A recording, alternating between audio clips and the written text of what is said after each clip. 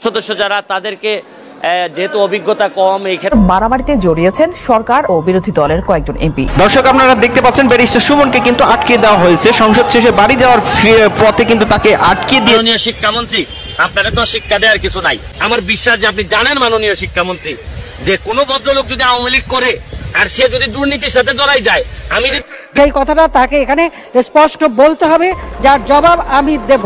সম্মানিত ভিউয়ার্স, আসসালামু আলাইকুম। দেশ এবং প্রবাসে দূরে এবং কাছে যে যেখান থেকে আমার এই ভিডিওটির সাথে সংযুক্ত হয়েছেন সকলকে আন্তরিক শুভেচ্ছা ও অভিনন্দন। দর্শক, শুরু থেকে সংবাদ শিরোনাম দেখেছেন, এখন দেখবেন বিস্তারিত।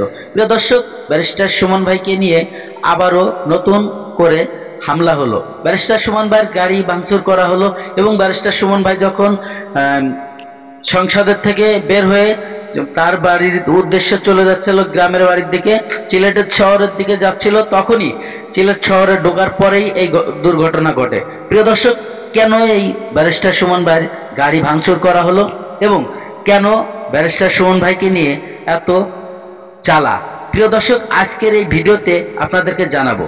আর কেন বা ব্যারিস্টার সুমন ভাইকে মামলা দেওয়া হলো নতুন করে, তো চলুন আগে সেই ভিডিওটি দেখি, তারপরে কিছু কথা আপনাদের সাথে শেয়ার করব। মারামারিতে জড়িয়েছেন সরকার ও বিরোধী দলের কয়েকজন এমপি। দর্শক আপনারা দেখতে পাচ্ছেন ব্যারিস্টার সুমনকে কিন্তু আটকে দেওয়া হয়েছে। সংসদ শেষে বাড়ি যাওয়ার পথে কিন্তু তাকে আটকে দিয়ে তার গাড়ি কিন্তু ভাঙচুর করা হচ্ছে এবং তারা কিন্তু ভয়ঙ্কর ভূমিকায় রয়েছে। ব্যারিস্টার সুমনের গাড়ি কিন্তু আটকে দেওয়ার চেষ্টা করতেছে। বাংলাদেশের মতো একটা দেশে থাকলে মানুষের জন্য কাজ করলে দুর্গতি আপনার কপালে থাকবে। কারণ মানুষের জন্য কাজ করে বঙ্গবন্ধু সপরিবারে পৃথিবী থেকে বিদায় নিছে। বাংলাদেশে এটা আমি জেনি মানুষের জন্য কাজ করি, যে মানুষের জন্য কাজ করলে দুর্গতি বঙ্গবন্ধুর মতো এরকম, চার নেতার মতো এরকম আমারও কপালে থাকবে। তারপরে আমি একেবারেই পিছাচ্ছি না, কারণ আমার আগামীকে সার্ভিস দেওয়া যায়। এইসব মানসিকতা থেকে চলে গেলাম আমি ব্যারিস্টার দিকে। বাংলাদেশের মতো একটা দেশে থাকলে মানুষের জন্য কাজ করলে দুর্গতি আপনার কপালে থাকবে। কারণ মানুষের জন্য কাজ করে বঙ্গবন্ধু সপরিবারে পৃথিবী থেকে বিদায় নিছে। বাংলাদেশে এটা আমি জেনি মানুষের জন্য কাজ করি, যে মানুষের জন্য কাজ করলে দুর্গতি বঙ্গবন্ধুর মতো এরকম, চার নেতার মতো এরকম আমারও কপালে থাকবে। তারপরে আমি একেবারেই পিছাচ্ছি না। আমার আগামীকালকে বা পরশুদিন আমার কেউ মেরে ফেললো, কি আসে যায়? অলরেডি 43 বছর তো আমার হয়ে গেছে। আমি যদি নাও মারে আমারে, তাও কতদিন বাঁচবো? আর 16-17টা কুরবানি ঈদ আছে, এ অনেক টাকা আপনাদের ঘুষ দিতে চায়, সে তো থ্রেটটাও দিবে আপনাকে ওই লেভেলে দিবে। কিন্তু আমার কাছে এগুলো কাজ করে, ডাজন্ট ওয়ার্ক অন মি। আপনাকে বলছি যে সেন্সিটিভিটি অফ থ্রেট আমার মধ্যে কাজ করে না। আপনি হুমকি টুমকি দিয়ে আমার মধ্যে কাজ করেন। আমার মধ্যে দুইটা জিনিস নাই, একটা হচ্ছে গিয়ে টাকা পয়সা দিয়ে আমার কন্ট্রোল করতে পারবেন না, আর একটা হচ্ছে গিয়ে মৃত্যুর ভয় দেখায় কন্ট্রোল করতে পারবেন। কে সম্মানিত হবে তার ফয়সালা হয় আসমানে, জমিনে কে নেতা হবে তার ফয়সালা হয় আসমানে। আমি তো আসমানে যিনি থাকেন তার জন্য, তাকে সন্তুষ্ট করার জন্য কাজ করি। মানুষ চায় আমি এইভাবেই কাজ করে যাই, কারণ চাই বলে যাই। হাজার মানুষ, লক্ষ মানুষ চলে আসে। আমি যখন লন্ডনে থাকার কারণে আমার কোনো টাকা ছিল না, আমার বাবার লাশ যেহেতু আমি দাফন করতে পারি না, আমি দেখতেও পাই না, তখন আমার মনে হয়েছে যে আমি খুবই অসহায়, সম্পদ মানুষকে সুরক্ষা দেয় না। এই জন্য সম্পদের প্রতি আমার টান কমে গেল।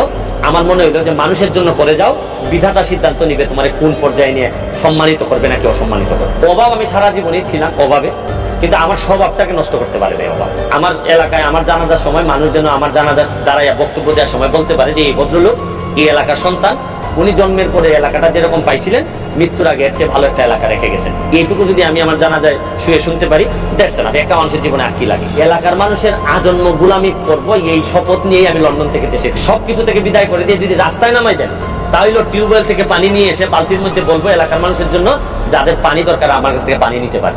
এই সাউথ এশিয়াতে বহু দেশের ইতিহাস বদলাই দিচ্ছে ব্যারিস্টাররা।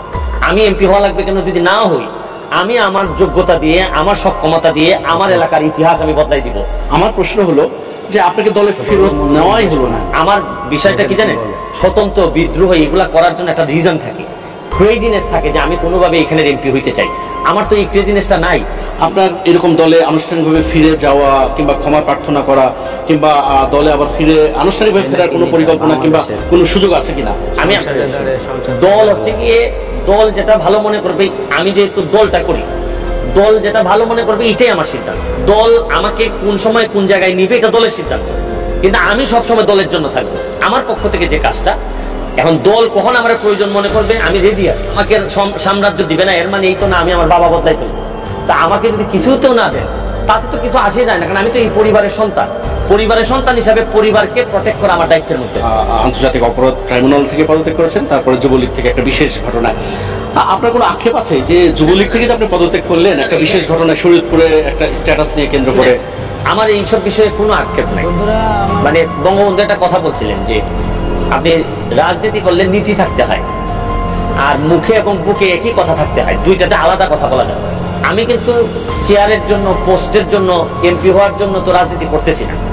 আমার কাছে মনে হয়েছে যে বঙ্গবন্ধুর আদর্শ সৈনিক হিসাবে আমার কাছে যেটা ভালো, যেটা মানুষের জন্য উপকার হয়, দেশের জন্য উপকার হয়, এই কাজগুলো আমি করে যাচ্ছি। দেখেন, এটা একটা জার্নি। কোন একটা পদে থাকা মানে আপনি 5 বছর পরে তো এমনি আমাকে সাবেক হয়ে যেতে হবে, কিন্তু এই জার্নিটাতে কখন আমি থাকবো, কখনো থাকবো না। যারা আমাকে যে কারণে নিয়েছেন তারা যদি মনে করেন প্রয়োজন এখন আপাতত নাই, তারা আমাকে ছেড়ে দিবেন, আমাকে আমার কাজ করতে দিবেন। আমি দেখেন এই যে যুবলীগে যখন নাই, তখনও তো যুবলীগ যে কাজগুলো করি, এই কাজগুলোই তো আমি করে যাচ্ছি। সিলেটের বন্যায়, ফুটবল, এগুলো তো যুবলীগেরই কাজ, বঙ্গবন্ধুর আদর্শেরই তো কাজ। এখন শুধু হচ্ছে কি আমার কাছে এই তকমাটা নাই যে আমি যুবলীগের কমিটিতে আছি কিনা। আমি কিন্তু বেসিকলি ধরেন আমাদের পরশ ভাই, আমাদের যিনি যুবলীগের নেতা, পরশ ভাই যে মাথায় আমার যে জিনিসগুলো ঢুকাই দিচ্ছেন উনি, আমি যখন আইন সম্পাদক হিসেবে পরশ ভাইয়ের সাথে আমার মিটিং হয়।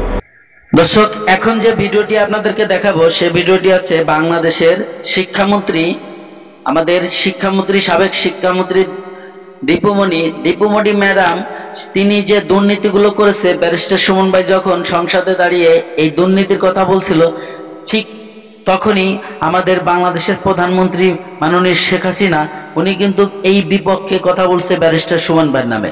আর সংসদে দাঁড়িয়ে এরকমের একজন ঝগড়া সৃষ্টি হয়েছে। তা কি হয়েছিল চলুন আমরা সেই ভিডিওটি দেখাবো।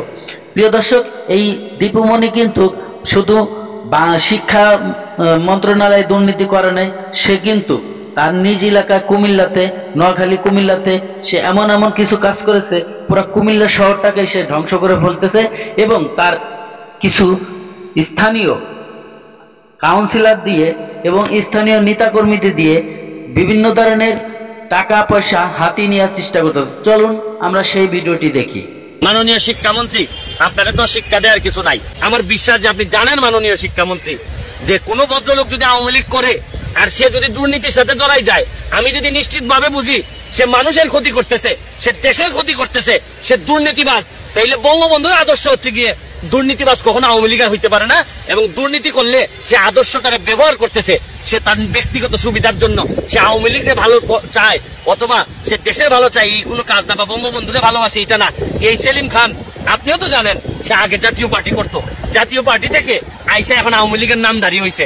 আর আপনি আওয়ামী লীগের করে এই কারণে আপনি বলে দিলেন আপনার কনস্টিটিউয়েন্সিতে আপনি 15টা ডিও লেটার দিলেন। আমার আর কোনো কিছু বলার নাই। মাননীয় শিক্ষামন্ত্রী, আপনি সেলিম রে দরকার হলে আনারকলি দিয়ে দেন, তারপর চাঁদপুরটা দিয়ে দিয়েন না, কারণ চাঁদপুরের মানুষও তো এখানে বেঁচে থাকতে হবে। যদি এই রিপোর্ট অনুযায়ী দেখলাম যে এইভাবে বালু তোলার কারণে 3 থেকে 4 জায়গা যে শহর রক্ষা বা চাঁদপুর এটা দেবে গেছে, তারপরও শহরটাকে ধ্বংস করতে দিবেন, এক সেলিম খানের কাছে সব দিয়ে দিবেন। প্রশ্নটা একেবারেই অবান্তর। মাননীয় সংসদ সদস্য ঢালাও কথা অনেক কিছু বলা যায়, কিছু দুর্নীতির কথা বলেছেন এই প্রকল্পটিতে। এটির অবস্থা প্রায় ওই পদ্মা সেতুর মতো। তার কারণ হচ্ছে এখানে জেলা প্রশাসন থেকে প্রাক্কলন দেওয়া হয়েছে, কিন্তু সেই প্রাক্কলন যখন শিক্ষা মন্ত্রণালয়ে এসেছে আমরা এইগুলো দেখে বলেছি যে এই মূল্য হতে পারে না, অতএব সেটিকে বাতিল করে দেওয়া হয়েছে। কাজে এখানে দুর্নীতির কারো হয়তো, জেলা প্রশাসনের কারো হয়তো অভিপ্রায় থেকে থাকতে পারে, দুর্নীতি হয়নি, কোনো 1 টাকা পয়সা এদিক ওদিক যায়নি। আপনাদেরকে এটি আমি নিশ্চিত করতে পারি। আমরা ব্যাপকভাবে আলাপ আলোচনা করে নানান অনুসন্ধান করে তারপরে দেই। এটা মনে রাখতে হবে, পৃথিবীর এমন কোনো পেশা নেই, এমন কোনো জায়গা নেই যেখানে ভালো মানুষের পাশাপাশি কিছু বিপদগামী মানুষও থাকে না, এমন নয়। কোনো মানুষ আপনি ভালো ভেবে কাউকে দিলেন, তিনিও ভুল করতে পারেন অনেক সময়। কাজেই অন্যায় অপরাধ কোথাও ঘটতে পারে, বিবেচ্য বিষয় যে অন্যায় অপরাধ ঘটলে ব্যবস্থা নেওয়া হচ্ছে কিনা। এই যে আইনি কার্যক্রম যে চলছে, তাতে আমাদের এই আপিলটি যখনই উত্থাপিত হবে সেটির শুনানি হবে, এবং তাতে অবশ্যই শিক্ষা মন্ত্রণালয় তার যথাযথ দায়িত্ব পালন করবে। কারণ আমি ব্যক্তিগতভাবেও শুধু একজন সংসদ সদস্য হিসেবে নয়, আমি মনে করি বাংলাদেশের একজন নাগরিক হিসেবে যে কোনো নাগরিকের এই অধিকার কেউ কেড়ে নিতে পারেন না। সৈয়দ সাইদুল হক 242 হবিগঞ্জ 4, আপনার সময় 5 মিনিট। ধন্যবাদ মাননীয় স্পিকার। শুরু করিতেছি মহান আল্লাহর নামে, যিনি পরম করুণাময় এবং অত্যন্ত দয়ালু। মাননীয় স্পিকার, আমার বক্তব্যের শুরুতেই শ্রদ্ধা ভরে স্মরণ করছি 1000 বছরের শ্রেষ্ঠ বাঙালি বঙ্গবন্ধু শেখ মুজিবুর রহমান। আমি শ্রদ্ধা ভরে স্মরণ করছি জাতীয় 4 নেতা এবং আমাদের মহান মুক্তিযুদ্ধে যারা শহীদ হয়েছিলেন তাদেরকে স্মরণ করার মধ্য দিয়ে আমি আমার বক্তব্য শুরু করছি। মাননীয় স্পিকার, আমরা